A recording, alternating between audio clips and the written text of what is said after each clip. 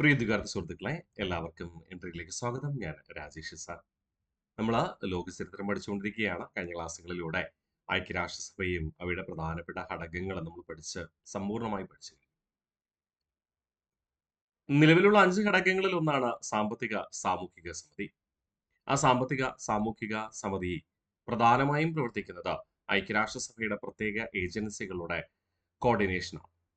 ആ പ്രത്യേക ഏജൻസികൾ എന്ന് പറഞ്ഞു കഴിഞ്ഞാൽ ഒരു 15 എണ്ണമുണ്ട്. കൂടാതെ ഐക്യരാഷ്ട്രസഭ കീഴിൽ പ്രവർത്തിക്കുന്ന സ്വതന്ത്ര ഏജൻസികൾ ചിലതുണ്ട്. അതാണ് നമ്മൾ ആദ്യം പഠിച്ചുറപ്പിക്കുക. ആദ്യം ഐക്യരാഷ്ട്രസഭയുടെ കീഴിലുള്ള സ്പെഷ്യലൈസ്ഡ് ഏജൻസികൾ നമുക്ക് പരിശോധിച്ചുറപ്പിക്കാം. എത്ര സ്പെഷ്യലൈസ്ഡ് ഏജൻസികളുണ്ട്? 15 പ്രത്യേക ഏജൻസികളുണ്ട്. ആരംഭിച്ചാലോ? International labour organisation ILO. International labour organisation ILO. ചുരുക്കിയാണ് നമ്മൾ ILO എന്ന് വിളിക്കുക, ഇന്റർനാഷണൽ ലേബർ ഓർഗനൈസേഷൻ. ആ വാക്കിൽ തന്നെയുണ്ട് ഈ ഏജൻസിയുടെ പ്രവർത്തനം എന്താണ്. തൊഴിൽ സാഹചര്യം മെച്ചപ്പെടുത്തുക, തൊഴിലുമായി ബന്ധപ്പെട്ട് പ്രവർത്തിക്കുന്നവരുടെ അവകാശങ്ങൾ സംരക്ഷിക്കുക. തൊഴിലുമായി ബന്ധപ്പെട്ട് പ്രവർത്തിക്കുന്നവരെന്ന് പറയുമ്പോൾ ആരൊക്കെ വരും? ഒന്ന് തൊഴിലാളികൾ വരും. എന്നാൽ അവർ മാത്രമാണോ? അല്ല. തൊഴിൽ ദാതാക്കൾ വരും. ശരിയല്ലേ? എംപ്ലോയർ വരും. പിന്നെ ആര് വരും?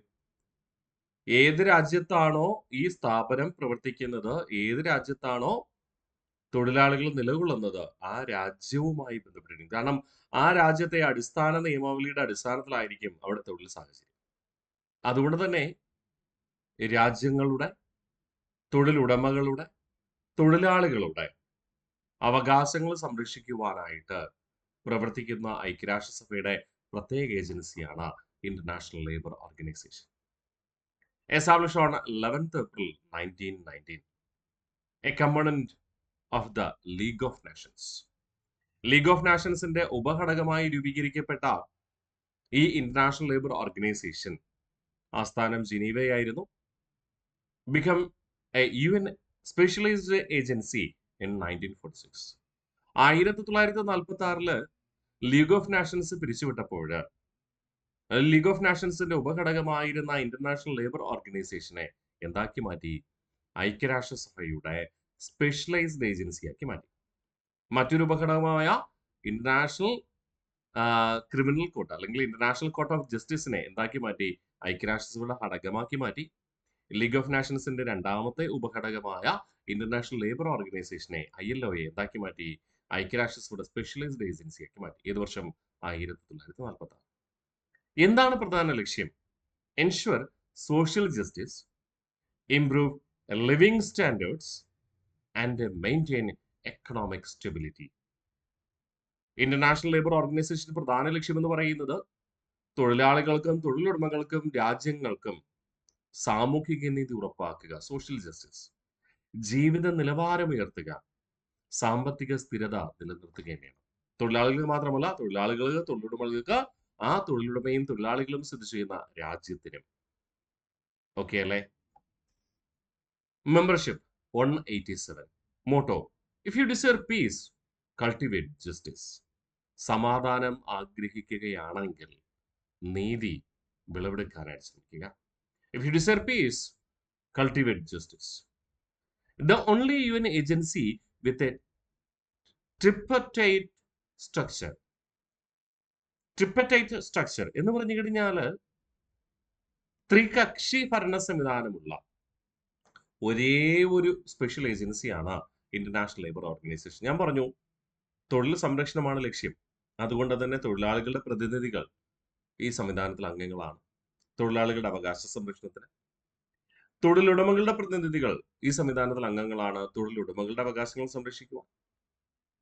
തൊഴിലാളികളും തൊഴിലുടമകളും സ്ഥിതി ചെയ്യുന്ന രാജ്യത്തെ നിയമനിർമ്മാണ സംവിധാനത്തിന്റെ അടിസ്ഥാനത്തിലാണ് പ്രവർത്തിക്കുക. അതുകൊണ്ട് ഗവൺമെന്റിന്റെ പ്രതിനിധികളും ഉൾപ്പെടും. ഗവൺമെന്റ്, എംപ്ലോയർ ആൻഡ് വർക്കർ, ഈ 3 വിഭാഗങ്ങളുടെയും പ്രതിനിധികൾ ഉൾപ്പെടുന്നതാണ് ഒരു ത്രികക്ഷി ഭരണ സംവിധാനം ILOയിലുള്ളത്. Awarded Nobel peace prize in 1969. ഗാന്ധിജിയുടെ 100ാം ജന്മവാർഷികമാണ് 1969 അല്ലെ?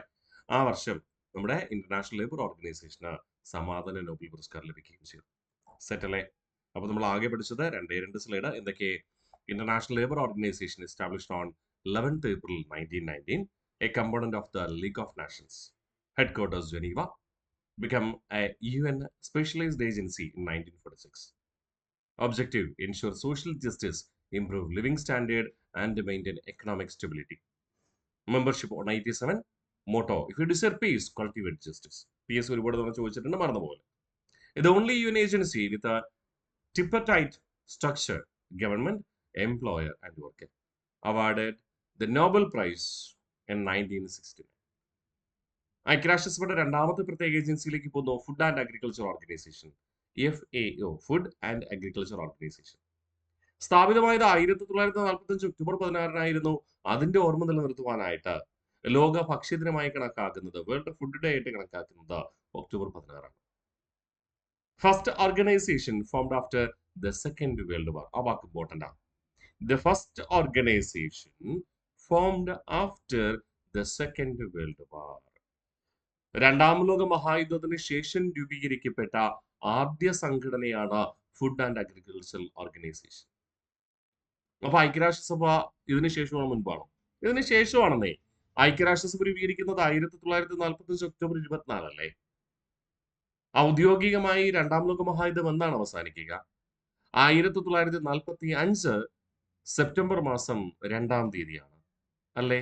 1945 സെപ്റ്റംബർ മാസം 2-ാം തീയതിയാണ് രണ്ടാം ലോക മഹായുദ്ധം അവസാനിക്കുക. അത് കഴിഞ്ഞ് രൂപം കൊണ്ട ലോകത്തിലെ ആദ്യ സംഘടനയാണ് ഫുഡ് ആൻഡ് അഗ്രികൾച്ചർ ഓർഗനൈസേഷൻ. മറക്കല്ലേ? Food and agriculture organisation, the first organisation formed after the second world war. Motto: let there be a bread. Let there be a bread. ഭക്ഷ്യ സുരക്ഷ ഉറപ്പുവരുത്തുക എന്നത് തന്നെയാണ് ഈ സംഘടനയുടെ പ്രധാന ലക്ഷ്യം. കാർഷിക മേഖലയിൽ സന്തുലിതാവസ്ഥ കൊണ്ടുവരിക, അതുവഴി കൂടുതൽ ഭക്ഷ്യോൽപാദനം ഉൽപ്പാദിപ്പിക്കുക, ആ ഉൽപാദനത്തിലൂടെ ഭക്ഷ്യസുരക്ഷ ഉറപ്പുവരുത്തുക എന്നത് തന്നെയാണ് ലക്ഷ്യം. ഭക്ഷ്യസുരക്ഷ ഉറപ്പുവരുത്തുമ്പോൾ ജനങ്ങൾക്ക് ആവശ്യമായ പോഷക നിലവാരം ഉറപ്പാക്കണ്ടേ? അതും ഉറപ്പാക്കണം. വെറുതെ എന്തെങ്കിലും ഭക്ഷണമല്ല, പോഷക നിലവാരം ഉൾപ്പെടുത്തുന്ന ഭക്ഷണമാണ്. നോക്കാം. Total members 195. 194 countries and European union, the organisation. 194 രാജ്യങ്ങളും യൂറോപ്യൻ യൂണിയൻ എന്ന സംഘടനയും ഉൾപ്പെടെ മൊത്തം 195 അംഗങ്ങൾ. ആസ്ഥാനം ഇറ്റലിയിലെ റോമാണ്. Objective: to achieve food security and ensure high quality food necessary for an active and healthy life. അപ്പൊ ലോക ഭക്ഷ്യ കാർഷിക സംഘടനയുടെ പ്രധാന ലക്ഷ്യം എന്താണ്? ഭക്ഷ്യ സുരക്ഷ കൈവരിക്കുകയും സജീവവും ആരോഗ്യകരവുമായ ജീവിതം നയിക്കുന്നതിനാവശ്യമായ ഉയർന്ന നിലവാരമുള്ള ഭക്ഷണം ഉറപ്പാക്കുക. ഓക്കെ, സജീവവും ആരോഗ്യകരവുമായ ജീവിതം നയിക്കുന്നതിനാവശ്യമായ ഉയർന്ന നിലവാരമുള്ള ക്വാളിറ്റിയുള്ള ഭക്ഷണം ഉറപ്പാക്കുക, അല്ലാതെ എന്തെങ്കിലും ഭക്ഷണമല്ല. ഓക്കെ, മനസ്സിലായോ? അപ്പോൾ total members 195, 194 countries and European Union, the organization. Headquarters Rome, Italy. Objective: to achieve food security and ensure high quality food necessary for an active and a healthy life. Set അല്ലേ? മറക്കില്ലെന്ന് കരുതിക്കോട്ടെ. അപ്പോൾ പ്രത്യേക ഏജൻസിയായ food and agriculture organisation ഒന്നുകൂടെ revision ചെയ്തിട്ട് മുന്നോട്ട് പോകും. Food and agriculture organisation established on 16th October 1945. So, we celebrated World Food Day on 16th October. First organization formed after the Second World War. Motto: let there be a bread. Members 195, 194 countries and the European Union. Headquarters Rome, Italy. Objective: to achieve food security and ensure high quality food necessary for an active and a healthy life. ലോക ഭക്ഷ്യ കാർഷിക സംഘടനയുടെ കീഴിൽ ഒരു ആവിഷ്കരിച്ച പദ്ധതിയുണ്ട്. ആ പദ്ധതിയാണ് വേൾഡ് ഫുഡ് പ്രോഗ്രാം എന്ന പേരിൽ അറിയപ്പെടുക. ലോക ഭക്ഷ്യ പരിപാടി ഒരു സ്കീം ആരംഭിച്ചു. ആ സ്കീം അറിയപ്പെടുന്നത് വേൾഡ് ഫുഡ് പ്രോഗ്രാം എന്നാണ്. നമുക്ക് നോക്കിയാലോ? Yes, world food programme WFP established in 1961, headquarters Rome. കാരണം ലോക ഭക്ഷ്യ കാർഷിക സംഘടനയുടെ കീഴിലാണല്ലോ ഈ പദ്ധതി ആവിഷ്കരിക്കുക. അതുകൊണ്ട് ലോക ഭക്ഷ്യ കാർഷിക സംഘടനയുടെ ആസ്ഥാനം റോം ആയതുകൊണ്ട് വേൾഡ് ഫുഡ് പ്രോഗ്രാമിന്റെ ആസ്ഥാനം ഇവിടെ തന്നെ, റോം തന്നെ. Food assistance programme of the United Nations, ഐക്യരാഷ്ട്രസഭയുടെ ഭക്ഷ്യ സഹായ പദ്ധതിയാണ്. പ്രത്യേകിച്ച് മൂന്നാം ലോക രാജ്യങ്ങളിൽ അതിദാരിദ്ര്യം നിലനിൽക്കുന്ന കാലഘട്ടം.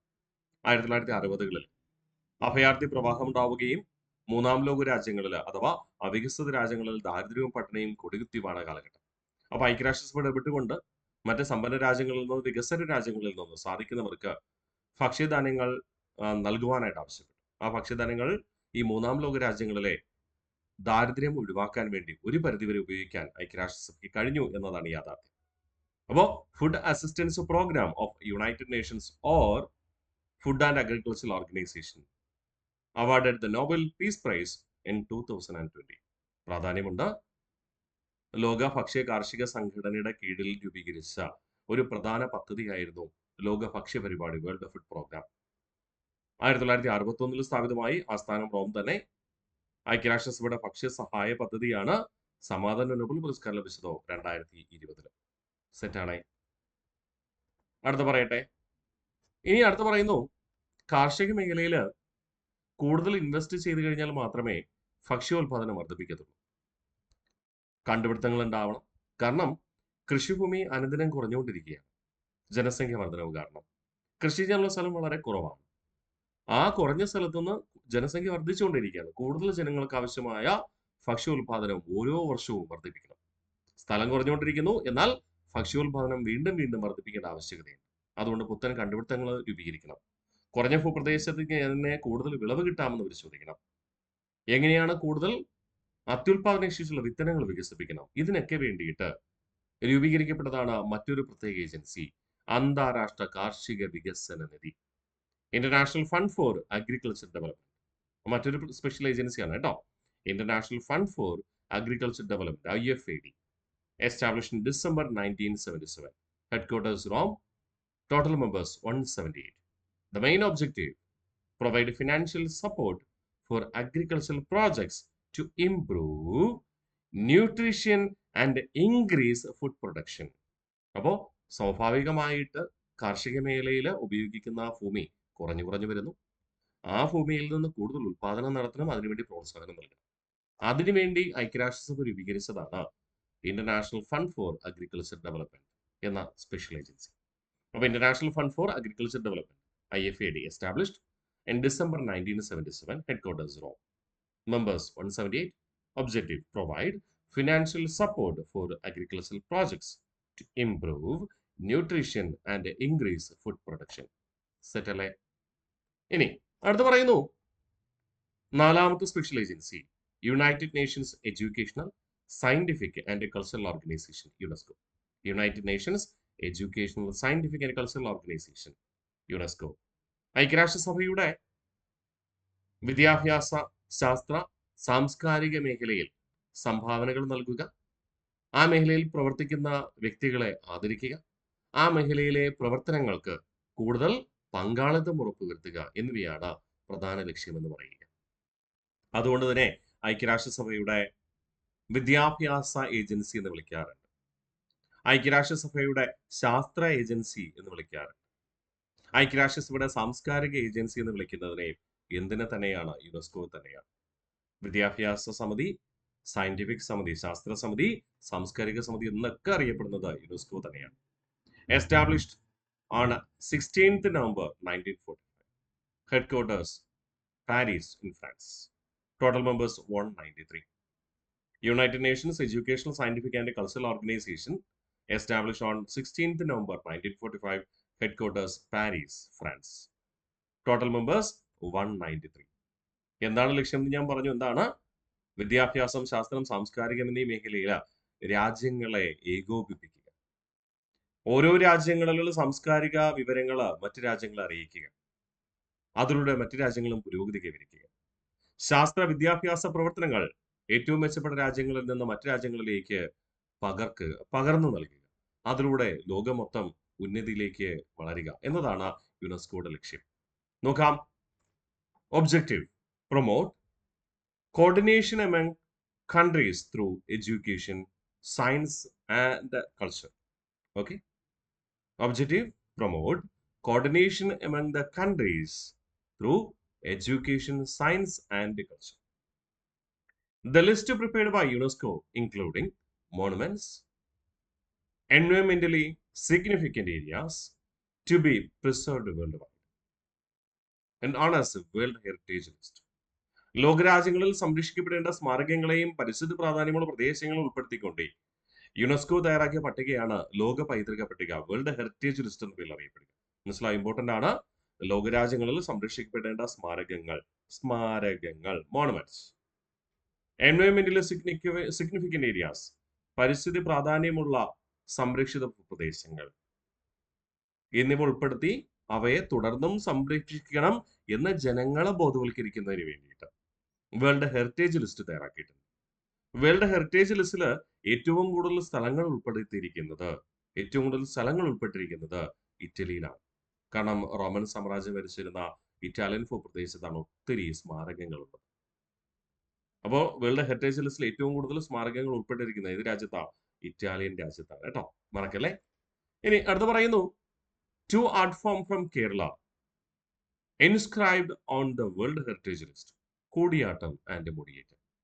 കൂടിയാട്ടം, മുടിയേറ്റ് എന്നീ കേരളത്തിലെ പരമ്പരാഗത കലാരൂപങ്ങൾ ഐക്യരാഷ്ട്രസഭയുടെ പ്രത്യേക ഏജൻസിയായ യുനെസ്കോയുടെ ഹെറിറ്റേജ് ലിസ്റ്റിൽ ഇടം പിടിച്ചിട്ടുണ്ട്. ഐക്യരാഷ്ട്രസഭയുടെ യുനെസ്കോയുടെ ഹെറിറ്റേജ് ലിസ്റ്റിൽ ഇടം പിടിച്ച ഇന്ത്യയിലെ ആദ്യത്തെ നാഷണൽ പാർക്ക് എന്ന് പറയുന്നത് കാഞ്ചൻജംഗയാണ്. യുനെസ്കോയുടെ പൈതൃക പട്ടികയിൽ ഇടം പിടിച്ച ഇന്ത്യയിലെ ആദ്യ നാഷണൽ പാർക്ക് ഏതാണ്? കാഞ്ചൻജംഗയാണ്. യുനെസ്കോയുടെ എക്സലൻസ് അവാർഡ് ലഭിച്ച കേരളത്തിലെ ക്ഷേത്രമാണ് വടക്കുംനാഥ ക്ഷേത്രം. Temple in Kerala that received UNESCO's Excellence Award in 2015. Vadakkumnatha temple മറക്കില്ലല്ലോ. തൃശ്ശൂർ ജില്ലയിലെ വടക്കുംനാഥ ക്ഷേത്രമാണ്. വടക്കുംനാഥ ക്ഷേത്രത്തിന്റെ പ്രാധാന്യം നിങ്ങൾക്ക് അറിയാം. പ്രത്യേകിച്ച് തൃശ്ശൂർ പൂരം ഒക്കെ നടക്കുന്നത് വടക്കുംനാഥ ക്ഷേത്രവുമായി ബന്ധപ്പെട്ടാണ്. മേടമാസത്തിലെ പൂരം നക്ഷത്രത്തിൽ അല്ലേ? യെസ്. തിരിച്ചു വരാം. ഒന്നുകൂടെ നമുക്ക് വിഷയം സമർപ്പിച്ചാലോ? Yes. Main objective of UNESCO: promote a coordination among countries through education, science and culture. The list prepared by UNESCO, including monuments and environmental significant areas to be preserved worldwide, World Heritage List. 2 art forms from Kerala inscribed on the World Heritage List. Kudiyattam and Mudiyettu. India's first national park, Kanchenjunga. Temple in Kerala that receives UNESCO's Excellence Award in 2015, Vadakkunath Temple in Thrissur. Award given by UNESCO to scientists who popularizing science. ശാസ്ത്രീയമായ ആശയങ്ങൾ പ്രചരിപ്പിക്കുന്ന ശാസ്ത്രജ്ഞർക്ക് UNESCO ഏർപ്പെടുത്തിയിട്ടുള്ള പുരസ്കാരമാണ് Kalinga price എന്ന പേരിൽ അറിയപ്പെടുക. ശാസ്ത്രത്തെ ജനപ്രിയമാക്കുന്ന, ശാസ്ത്രത്തെ ജനങ്ങൾക്ക് അറിയുന്ന തരത്തില് വ്യാഖ്യാനിക്കുന്ന, ശാസ്ത്രത്തെ ജനപ്രിയമാക്കുന്ന ശാസ്ത്രജ്ഞർക്ക് യുനെസ്കോ നൽകുന്ന പുരസ്കാരമാണ് കലിംഗ പ്രൈസ്. കലിംഗ എന്ന വാക്ക് കേൾക്കുമ്പോൾ ചിലപ്പോൾ നിങ്ങൾക്ക് ചരിത്രത്തിൽ എവിടെയോ പഠിച്ചതായിട്ട് ഓർമ്മ ഉണ്ടാവും. അതെ, BC 326 കലിംഗ യുദ്ധം. ആരൊക്കെ തമ്മിലായിരുന്നു? അശോക ചക്രവർത്തി അല്ലെ? യെസ്, അശോക ചക്രവർത്തി ബുദ്ധമതം സ്വീകരിക്കുവാനുള്ള കാരണമായി പറയുന്നത് കലിംഗ യുദ്ധത്തിൽ 10,000-ഓളം സാധാരണക്കാരായ ജനങ്ങളെ കൊന്നൊടുക്കി. ദയാ നദിക്കരയിൽ വെച്ചാണ് യുദ്ധം നടക്കുക. തുടർന്ന് ആ കൊല്ലപ്പെട്ട 10,000-കണക്കിന് ജനങ്ങളെ, അവിടുത്തെ ഗ്രാമീണരെ ദയാനദിയിൽ വലിച്ചെറിയാം. ദയാനദി ചുവന്നപ്പോൾ എന്ന് പറയുന്ന ഈ കലിംഗ യുദ്ധത്തെ ആസ്പദമാക്കിയുള്ള ഒരു രചനയാണ്. അപ്പോൾ ഓർമ്മിക്കുക, കലിംഗ നദിക്കരയിലായിരുന്നു, അതായത് ദയാനദിക്കരയിലായിരുന്നു ഈ കലിംഗ യുദ്ധം നടക്കുക. ആ കലിംഗ യുദ്ധമാണ് എന്താ ചെയ്യുന്നത്, നമ്മുടെ അശോക ചക്രവർത്തിയെ മാറി ചിന്തിക്കുവാനും അദ്ദേഹം ബുദ്ധമതം പ്രചാരകനായി മാറുവാനും ഇടയാക്കി. ആ കലിംഗ എന്ന് പറയുന്ന നിലവിലെ ഒഡീഷ സംസ്ഥാനത്തിന്റെ ഭാഗമാണ്. ഒഡീഷ ഗവൺമെന്റ് ആണ് യുനെസ്കോ നൽകുന്ന കലിംഗ പ്രൈസിന് സ്പോൺസറായി പ്രവർത്തിക്കുക. ഓക്കെ, മനസ്സിലായോ? അപ്പോൾ ഒഡീഷ സർക്കാരുമായി സഹകരിച്ചുകൊണ്ടാണ് യുനെസ്കോ ഈ പുരസ്കാരം സമ്മാനിക്കുന്നത്. ആ ഫണ്ട് കൊടുക്കുന്നത് ഒഡീഷ ഗവൺമെന്റും വിജയികളെ കണ്ടെത്തുന്നത് യുനെസ്കോയുമാണ്. അത്രമാത്രം. ഓക്കെ, അപ്പോൾ award instituted by UNESCO in collaboration with Odisha government for science popularisation. Award has been given since 1952. ആദ്യമായി കലിംഗ പുരസ്കാരം നൽകിയത് ഏത് വർഷമാണ്? 1952-ലാണ്. മറക്കില്ലല്ലോ. Award given by UNESCO to scientist popularising science, Kalinga prize. Award institute by UNESCO in collaboration with Odisha government for science popularisation. Award has been given since 1952. Okay അല്ലേ? ഇനി നമുക്കൊരു പ്രത്യേക ഏജൻസിയെ കൂടി പഠിച്ചുറപ്പിക്കാം. United nations industrial development organisation, യുണിഡോ. United Nations Industrial Development Organization, UNIDO, established on 17th November 1966. become an UN specialized agency in 1985. 1966 November 17 ആരംഭിച്ച United nations industrial development organisation 1985 ഐക്യരാഷ്ട്രസഭയുടെ പ്രത്യേക ഏജൻസിയായിട്ട് മാറുക. ആസ്ഥാനം സ്ഥിതി ചെയ്യുന്നത് യൂറോപ്പിലെ ഓസ്ട്രിയയിലെ വിയന്ന എന്ന ഭൂപ്രദേശത്ത്. ഓസ്ട്രിയ എന്ന രാജ്യത്തെ വിയന്ന എന്ന ഭൂപ്രദേശത്ത്. മെമ്പേഴ്സ് 172. പ്രധാന ലക്ഷ്യമെന്ന് പറയുന്നത് എന്താണ്? പ്രധാന ലക്ഷ്യമെന്ന് പറയുക ആ വാക്കിൽ തന്നെ ഉണ്ടല്ലേ, വ്യവസായ വികസനമാണ്. വ്യാവസായിക വികസനവും അന്താരാഷ്ട്ര വ്യാവസായിക സഹകരണവും പ്രോത്സാഹിപ്പിക്കുക. രാജ്യങ്ങൾ തമ്മിലുള്ള വ്യാവസായിക വികസനം, അത് ടെക്നോളജി കൈമാറുക, വ്യവസായങ്ങള് ഒരു രാജ്യം മറ്റൊരു രാജ്യത്ത് ഇൻവെസ്റ്റ് ചെയ്തുകൊണ്ട് അവിടെ വ്യവസായം ആരംഭിക്കുക, അങ്ങനെയുള്ള കാര്യങ്ങൾ. അപ്പോൾ promote industrial development and international industrial cooperation. Okay അല്ലേ? ഒന്നുകൂടെ നമുക്ക് ക്വസ്റ്റ്യൻ ചെയ്യാം. United nations industrial development organisation UNIDO, established in 17th November 1966, became a UN specialized agency in 1985, headquarters Vienna. Total members 172. Objective: promote industrial development and international industrial cooperation. Set അല്ലേ? അപ്പോൾ ഇന്നേ ദിവസം നമ്മൾ പ്രധാനപ്പെട്ട 5 പ്രത്യേക ഏജൻസികളെ കുറിച്ചാണ് പഠിച്ചുറപ്പിച്ചത്. ഏതൊക്കെയാണെന്ന് ഓർമ്മയുണ്ടോ? അന്താരാഷ്ട്ര തൊഴിൽ സംഘടന, ഇന്റർനാഷണൽ ലേബർ ഓർഗനൈസേഷൻ, പിന്നെ food and agriculture organisation FAO. ആ ഫുഡ് ആൻഡ് അഗ്രികൾച്ചറൽ ഓർഗനൈസേഷന്റെ കീഴിൽ പ്രവർത്തിക്കുന്ന ഒരു സ്കീം ലോക ഭക്ഷ്യ പരിപാടി, വേൾഡ് ഫുഡ് പ്രോഗ്രാം. അന്താരാഷ്ട്ര കാർഷിക വികസന നിധി, കാർഷിക ഉൽപാദനം വർദ്ധിപ്പിക്കുന്നതിനും പ്രോത്സാഹനം നൽകുന്നതിനും വേണ്ടിയിട്ടുള്ള ഒരു സഹായ നിധി. പിന്നെ ഐക്യരാഷ്ട്ര വിദ്യാഭ്യാസ ശാസ്ത്ര സാംസ്കാരിക സംഘടന, United Nations educational scientific and cultural organisation UNESCO. പിന്നെ അവസാനമായി നമ്മൾ പഠിച്ചുറപ്പിച്ചത് ഐക്യരാഷ്ട്ര വ്യവസായ വികസന സംഘടന യുണിഡോ. എത്രയും പഠിച്ചുറപ്പിക്കാമോ? ഇനി ബാക്കി 10 പ്രത്യേക ഏജൻസികളുണ്ട്. അത് നമുക്ക് അടുത്ത ക്ലാസ്സിലും അതിന്റെ അടുത്ത ക്ലാസ്സിലുമായിട്ട് പഠിച്ചുറപ്പിക്കാം. ഓക്കെ അല്ലേ? അടുത്ത ക്ലാസ്സിൽ കാണാം. Bye bye.